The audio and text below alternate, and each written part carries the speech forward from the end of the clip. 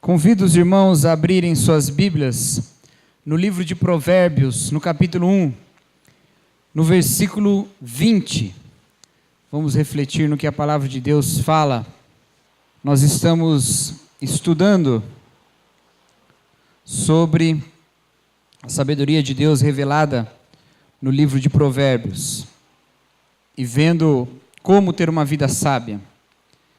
Nós leremos o versículo 20 ao versículo 33 do capítulo 1.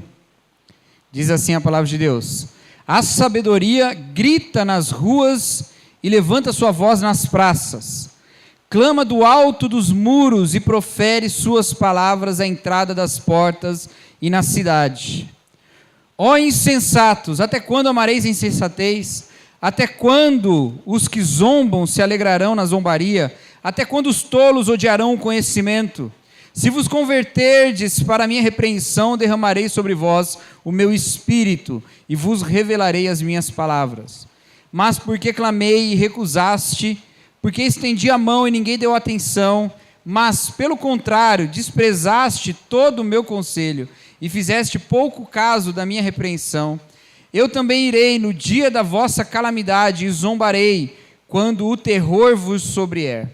Como tempestade, a vossa calamidade passar como redemoinho, quando a aflição e a angústia chegarem, então clamarão a mim, mas eu não responderei. Ansiosamente me buscarão, mas não me encontrarão, porque menosprezaram o conhecimento e rejeitaram o temor do Senhor. Não aceitaram o meu conselho e desprezaram toda a minha repreensão.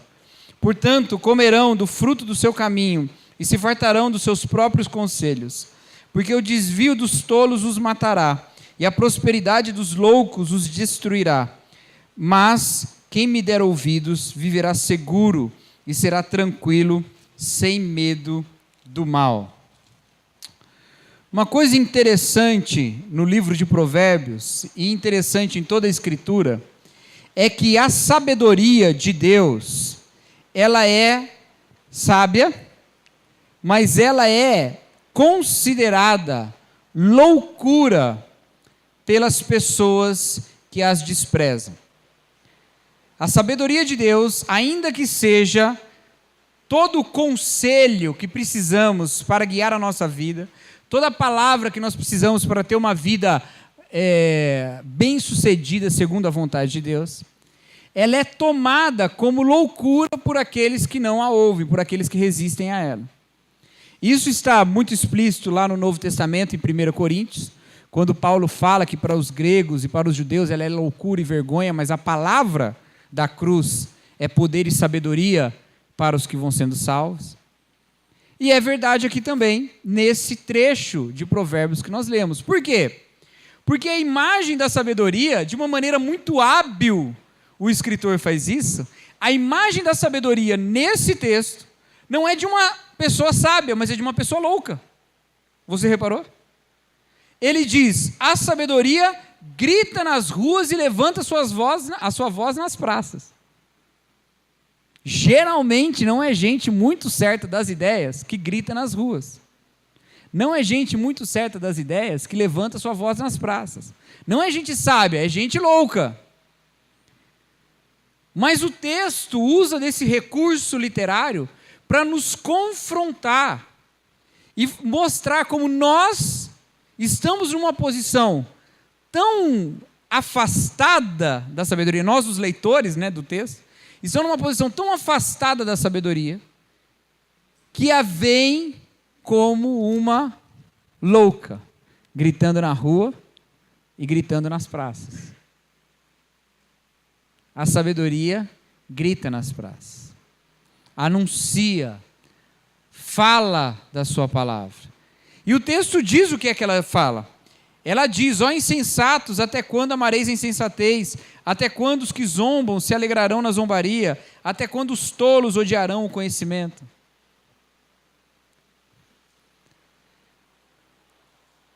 Ela está trazendo uma admoestação para a cidade, porque a cidade é uma cidade de loucos, e numa cidade de loucos, o sábio é que parece louco aos olhos dos loucos que se julgam sábios.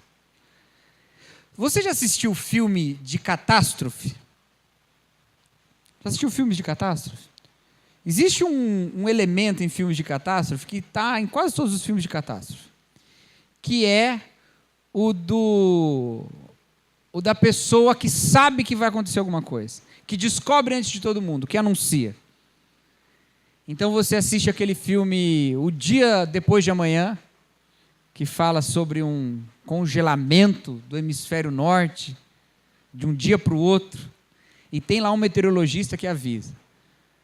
Você vê filmes sobre meteoros vindo atingir a Terra, tem lá uma pessoa que avisa. Filmes sobre doenças se espalhando, sempre tem alguém que fala, olha, isso vai dar errado, isso vai dar problema. Sempre tem quem anuncia. Aqueles filmes de vulcão, teve um ano que saiu 2 filmes de vulcão ao mesmo tempo, né? Velho, lá. Era o Vulcano, a Fúria e Inferno de Dante. Tinha lá alguém que avisou antes de todo mundo, vai dar.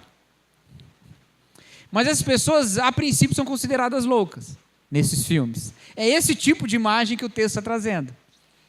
A sabedoria não é louca, mas ela parece louca aos olhos dos que estão muito confortáveis sem ver a catástrofe se aproximando. É esse tipo de jogo que o texto está fazendo. Você lê e fala, está gritando na rua, que sabedoria é essa? Pois bem, você é o que é o louco, que acha que está tudo bem. Ela está gritando na rua porque ela está desesperada pelo fato de que ninguém a ouve, de que ninguém ouve a sabedoria. Acontece que eu falei no domingo passado, os irmãos se lembram? Espero que se lembrem. Se não se lembram, no nosso site tem a mensagem lá, você pode ouvir para lembrar. Nós falamos no domingo passado que o livro de Provérbios trabalha com dualismo. Ele sempre traz a vida do sábio e a vida do louco, a vida do que encaminha a sua vida do jeito certo e do que segue por qualquer descaminho. E aqui há também um elemento de dualidade. Esse texto que nós lemos fala que a sabedoria grita nas ruas e ninguém ouve. Porque são loucos, porque são insensatos. Mas olha o capítulo 2, que é o seguinte, logo em seguida.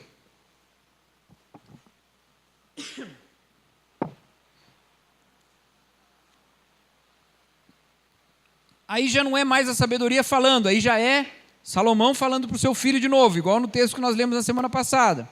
Olha só o que diz: meu filho, se aceitares as minhas palavras e guardares contigo meus mandamentos, para que faças teu ouvido atento à sabedoria e incline o coração ao entendimento, sim, olha agora, se clamares por discernimento e levantares tua voz por entendimento, se buscares como quem busca a prata e procurares como quem procura tesouros escondidos, presta atenção, então entenderás o temor do Senhor e acharás o conhecimento de Deus, pois o Senhor dá a sabedoria, o conhecimento e o entendimento procedem da sua boca, ele reserva para os justos a verdadeira sabedoria, como um escudo para os que caminham em integridade, guardando as veredas dos justos e protegendo o caminho dos seus santos.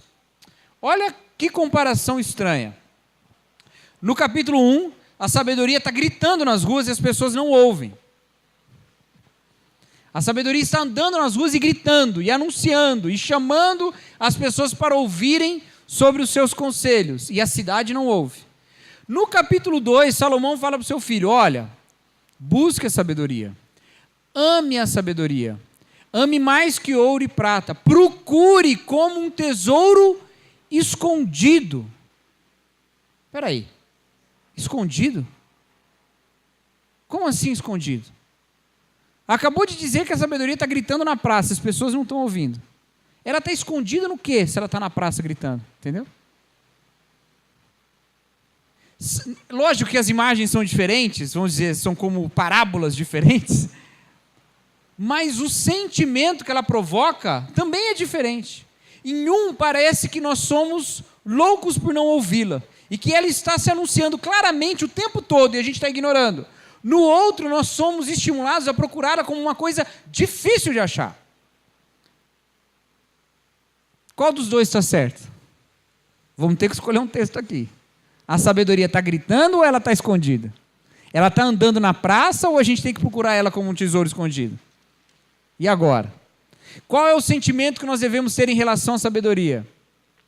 Atentar para o óbvio, explícito, ou procurar, investigar, mergulhar, até encontrar naqueles locais onde ela está escondida e perdida.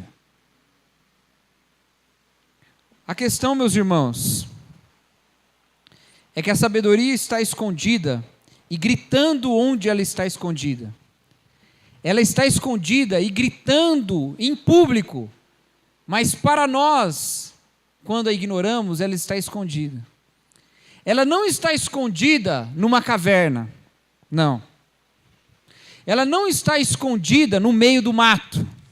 Ela não está escondida no fundo do oceano, ou num lugar muito alto para cima das nuvens, onde a gente não alcança. Ela está diante de todo mundo nas praças, mas para nós ela está escondida, porque o que a oculta não é a circunstância ao redor dela. O que a oculta é a circunstância dentro de nós mesmos. A sabedoria grita nas praças. O entendimento do Senhor se anuncia por toda a terra. A palavra de Deus se anuncia de um dia após o outro, como fala o salmista. Sem discurso, a sua palavra é vista no céu.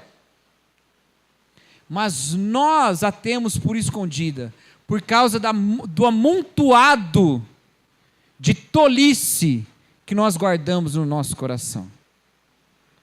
Buscar a sabedoria e investigá-la não é encontrá-la no mundo, num lugar recluso onde ela está, mas é vencer as barreiras que estão em nós mesmos para alcançarmos a sabedoria. Entendeu? Nós é que construímos fortalezas, deixamos a sabedoria do lado de fora e depois achamos que ela está escondida. Nós é que construímos em nós mesmos labirintos de loucura e a sabedoria está lá fora e a gente não consegue chegar até ela porque nós estamos perdidos em nós mesmos. Nós é que aumentamos o volume dos discursos loucos da nossa mente e reclamamos que a sabedoria não está falando alto o suficiente e por isso nós não a ouvimos gritar. O problema somos nós. Essas duas imagens juntas, da sabedoria gritando nas praças e do sábio como aquele que busca a sabedoria incessantemente e que a ama mais do que o ouro e mais do que a prata, essas duas imagens juntas colocam diante de nós a nossa situação de loucura e colocam diante de nós também o nosso dever de explorar até encontrar a sabedoria que está gritando. E como é que nós fazemos isso? Nós fazemos isso numa posição de humildade. Primeiro, reconhecendo que a sabedoria vem de Deus. A sabedoria vem do Senhor. Versículo 6 do capítulo 2, olha aí. Pois o Senhor dá a sabedoria, o conhecimento e o procedimento, e o entendimento, procedem da sua boca. Da onde que vem a sabedoria? De Deus. De Deus vem a sabedoria. Então não vem de você. Não é você ser esperto o suficiente para encontrar a sabedoria. Não é você ser alguém esperto o suficiente ao ponto de trazer bons conselhos para as pessoas e as pessoas virem atrás de você para saber como é que você aconselha. E se acamparem ao redor da sua casa, e o dia de manhã quando você acorda e olha para a janela, as pessoas falam, olha ele lá, ele vai dizer e ele vai trazer como ele alcançou a sabedoria, qual foi o caminho que ele tomou para chegar até lá, porque na Bíblia não existe a figura do guru, existe a figura do profeta. E como é que o profeta começa a falar? Tendo um encontro terrível com Deus. O encontro que faz ele tremer de medo, o encontro que faz ele não querer ir, o encontro que faz ele falar, quem sou eu? Porque a sabedoria do Senhor começa com a humildade de reconhecer que nós não temos sabedoria e que Ele que tem. E quando encontramos a sabedoria dEle, os caminhos retos dEle e os nossos caminhos tortuosos, nós tememos, nós trememos e nós achamos que nós vamos morrer. E aí o Senhor graciosamente nos conduz. Primeira coisa, reconheça que a sabedoria vem de Deus. Tiago, a Epístola de Tiago, no Novo Testamento, ela é considerada o texto sapiencial do Novo Testamento. Falei para os irmãos o que é sapiencial já, não é? São os livros de sabedoria do Antigo Testamento. Jó, Provérbios e Eclesiastes. No Novo Testamento, nós não temos nenhum livro que nós colocamos nessa categoria, mas Tiago é o livro que guarda mais relação com os textos de sabedoria do Antigo Testamento. E alguns o consideram como se fosse uma espécie de Provérbios do Novo Testamento, até porque ele tem uma estrutura diferente dos outros, ele repete temas igual Provérbios faz. Então, alguns dizem que Tiago é o livro sapiencial do Novo Testamento. E Tiago diz, lá no primeiro capítulo, que nós devemos, quem quer sabedoria, deve pedir a Deus que Ele dá. Deus dá a sabedoria. Por quê? Porque vem dele. E por que não pedimos a Deus? Por que não clamamos a Deus? Porque nós estamos confortavelmente fechados nos nossos labirintos de loucura. Estamos confortavelmente fechados nas nossas próprias ideias. Estamos nos guiando segundo a nossa própria vontade. Qual foi a última vez que você orou e falou assim: Senhor, me dá entendimento. Senhor, me dá sabedoria. Tiago mandou você fazer isso. Quer sabedoria? Peça a Deus.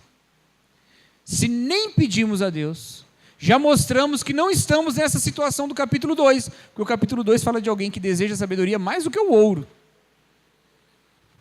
Deus dá de graça a sabedoria e você não está pedindo. Se fosse ouro, você ia querer. Se fosse um aviãozinho do Silvio Santos, você ia estar louco para pegar.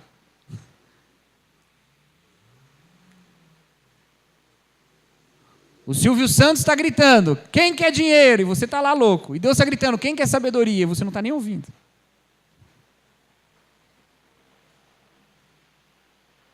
Então, coração que ama a sabedoria de Deus, começa por buscá-la em oração. Porque sabe que ela vem de Deus, não vem de você. Começa a buscá-la em oração. Isso, obviamente, nos leva a uma segunda característica. Se reconhecemos que a sabedoria vem de Deus, nós retiramos completamente qualquer orgulho de que nós sejamos mais sábios do que os outros. E ao entendermos isso, nos humilhamos muito diante de Deus. Nos humilhamos muito diante das circunstâncias. E não tomamos os nossos caminhos como sendo os caminhos da verdade. Não tomamos os nossos caminhos, os nossos labirintos, como sendo os caminhos que nos levarão para a liberdade, porque nós estamos presos neles. Então nós nos humilhamos diante da sabedoria de Deus, nós nos humilhamos diante da excelência de Deus. Sócrates, o filósofo grego, ele tinha uma máxima que era: só sei que nada sei. E Platão, o seu discípulo, disse que Sócrates era o homem que mais sabia do mundo, porque ele era o único cara que sabia que não sabia nada. Todos os outros acham que sabem alguma coisa e por isso eles não sabem nada, porque a única coisa que você tem para saber é que você não sabe nada. Sócrates não era crente, estava longe disso. Mas anos mais tarde, um filósofo cristão chamado Kierkegaard, dinamarquês, leu o livro de Provérbios e leu lá: o temor do Senhor é o princípio da sabedoria. E ele falou assim: lembra lá o que Sócrates disse? Só sei que nada sei. Essa coisa que Sócrates tinha com o desconhecido, o começo da sabedoria é reconhecer que eu não sei. Kierkegaard leu esse versículo e falou: esse versículo está dizendo isso. Só sei que eu não tenho sabedoria. Deus é que tem. Só sei que Deus é desconhecido por mim. Só sei que dele vem a sabedoria a partir do momento que eu reconheço que eu mesmo não sou nada. E ele disse que o temor do Senhor é isso. Eu tenho problemas com essa ideia do Kierkegaard, mas para os nossos propósitos aqui ele funciona. Se você reconhece que Deus é a fonte de toda sabedoria, você deve reconhecer que você não é fonte de nenhuma. Se você não é fonte de nenhuma, você deve buscar a palavra de Deus para absolutamente tudo na sua vida. Absolutamente tudo. Todas as coisas nas quais você vai se envolver, a sabedoria do Senhor deve estar presente. E isso deve ser colocada diante de você, e eu espero que essa mensagem de hoje seja um canal que leve a voz da sabedoria a ressoar dentro dos seus labirintos? Porque isso deve fazer você constantemente desafiar as fortalezas que te impedem de ver a sabedoria do lado de fora. Como? Você o tempo todo lutando contra a sua natureza de pecado. Porque essas imagens da sabedoria gritando nas praças e de você tendo que explorar para encontrá-las, elas te ensinam que é muito mais fácil ser louco do que ser sábio. E não só mais fácil, muito mais comum. Muito mais frequente. Porque para ser louco, basta não saber nada, basta não fazer nada.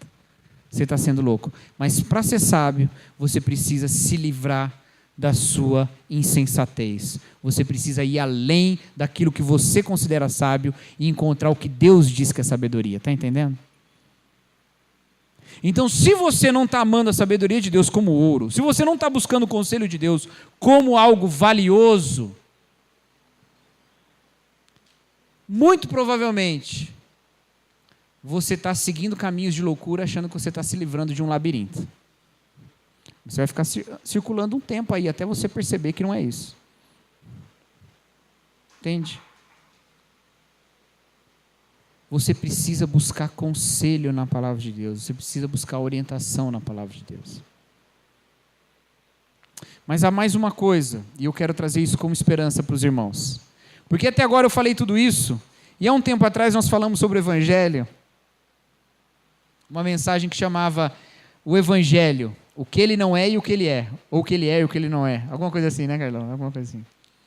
E lá nós começamos dizendo que o Evangelho não é um conselho, que o Evangelho é uma notícia. Lá não é conselho, agora tem conselho? O Evangelho não é um conselho, é uma notícia. A notícia é de algo que já aconteceu. Só que a partir da notícia, há um jeito de viver como essa notícia te encaminha. E esse jeito de viver é aconselhado na Escritura. Beber logo aqui antes que vocês fiquem, né, olhando assim o copo. Acho que eu vou derramar. Você ficou torcendo, né, Guto? O Evangelho é uma boa notícia, mas a palavra de Deus também tem conselho. O conselho é para partir do Evangelho. Creu? A notícia é essa. Jesus morreu por você. Já está reconciliado com Deus pela fé. Mas a Bíblia dá conselho sobre como viver nessa realidade. E agora eu estou falando tanto de conselho, cadê o Evangelho? Pois eu vou dar o Evangelho para você. Eu não, né? A palavra de Deus. Volta no capítulo 1 aí.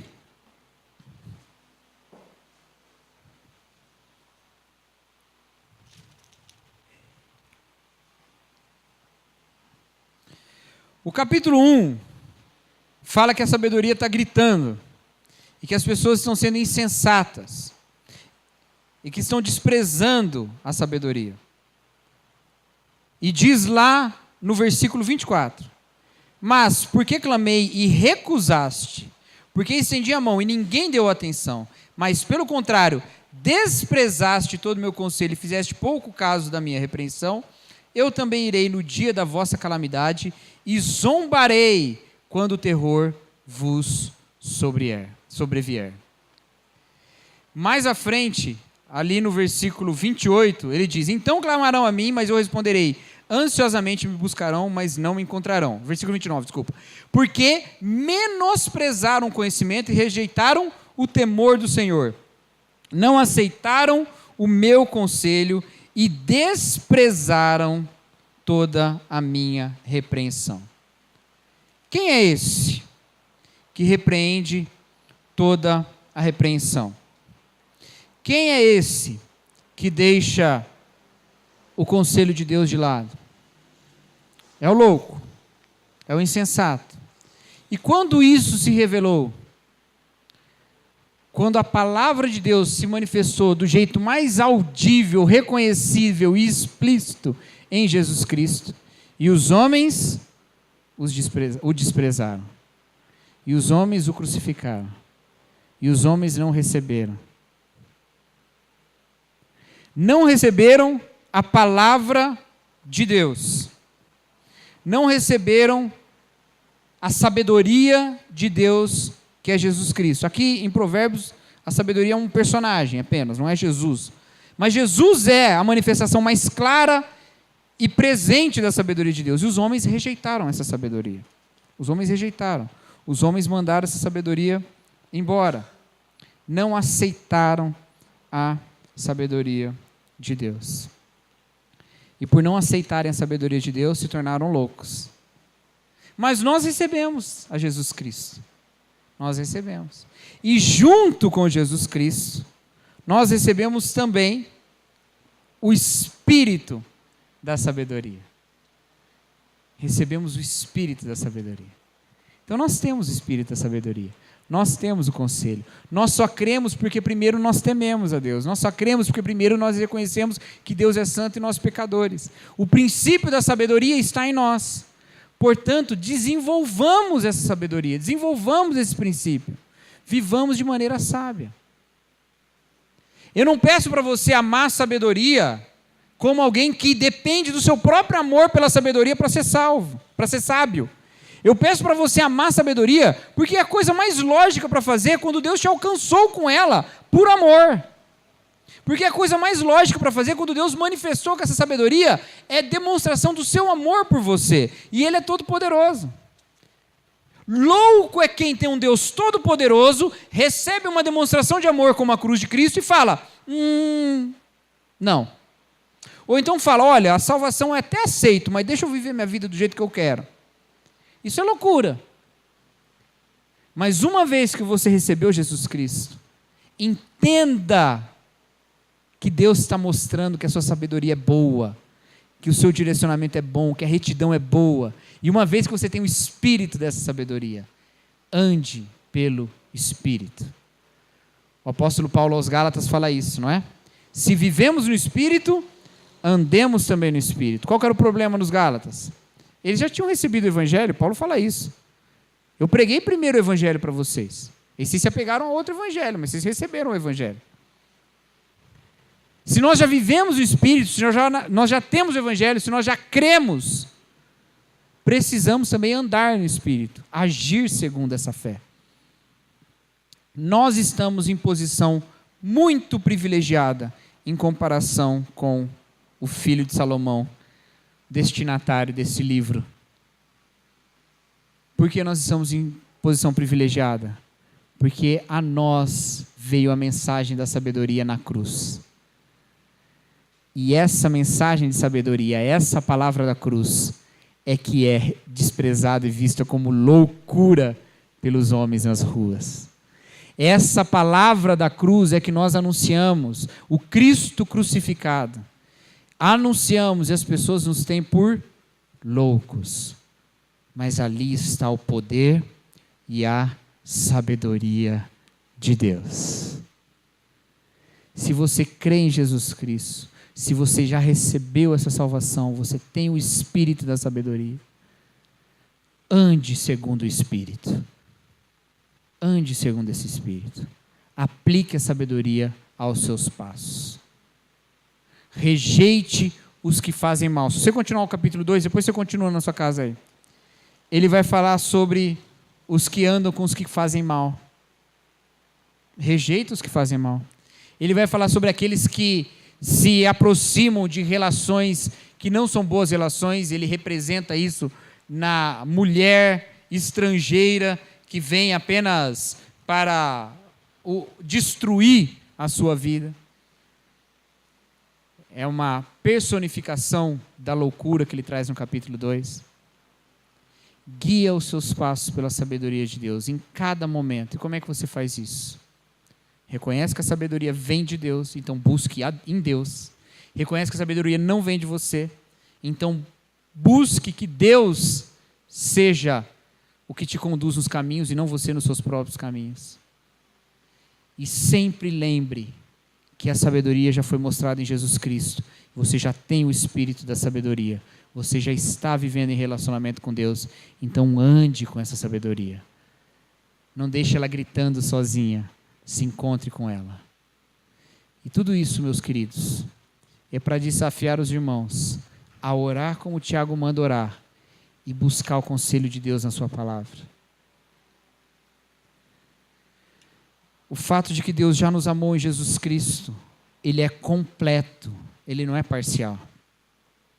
O amor de Deus em Jesus Cristo não é o amor que você entende como o amor que não te repreende, que não te direciona, que não coloca você no caminho certo.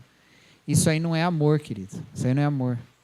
A gente confunde o amor de Deus. A gente pensa que Deus é avô e avó. Com todo respeito aos avós e avós aqui presentes. Todo respeito. Né, Marcão? Mas todo mundo sabe, na cultura popular, que vô e vó são muito mais liberais do que pai e mãe. Na casa da avó pode tudo. Mas na casa de Deus, Ele está trabalhando na sua formação. O vô e a avó estão trabalhando na sua emoção, no seu carinho, né? É muito importante isso, é excelente, maravilhoso. Mas na casa de Deus tem amor, carinho, tem repreensão, tem castigo, disciplina, entendeu? E essa é uma maneira de Deus te amar. A gente quer que Deus seja alguém que não direciona a nossa vida. E aí a gente fala o seguinte: Deus me ama, Deus aceita. Aí vem aqui na igreja e canta louvores a Deus, exaltando a sua graça, maravilhoso. Mas a gente não aplica essa sabedoria que nós recebemos na cruz em Jesus Cristo como se nós a recebêssemos para toda a vida. A gente só recebe para o céu. Ó, eu recebi, mas eu só vou sacar quando morrer. Tá bom? Quando eu morrer, eu saco essa sabedoria aí que eu recebi de Deus. Não. E aí você vai entrando nos labirintos de loucura que você aceita. Aí você aceita um pouquinho aqui. Você sabe que é pecado, você sabe que é errado, você sabe que você está indo contra a lei de Deus, você sabe. Mas você pensa: olha, Deus me ama. Eu ainda consigo ouvir a sua voz. Eu não entrei tanto nesse labirinto assim. E aí você vai se afundando, e você vai se afundando, e você vai se afundando, até que a sabedoria está gritando, volta, e você não ouve mais, você está insensível.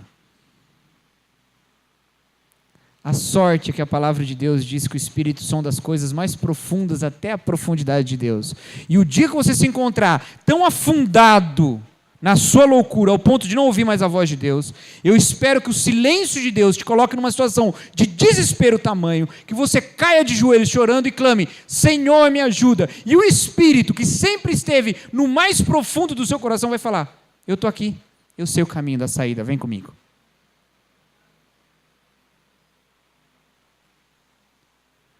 Mas você não precisa esperar isso. Não caminhe, porque há consequências. Não entre nos labirintos da sua loucura. Não guie os seus passos longe do que a palavra de Deus ensina. Porque lá na frente você vai ver que esse caminho é de morte. Não vá por ele. Clame ao Senhor, porque o Senhor clama pelo seu retorno. Clame ao Senhor, porque o Senhor está gritando para que você volte. E pelo poder dele, e o espírito de sabedoria que você já tem, você será conduzido na retidão. Amém?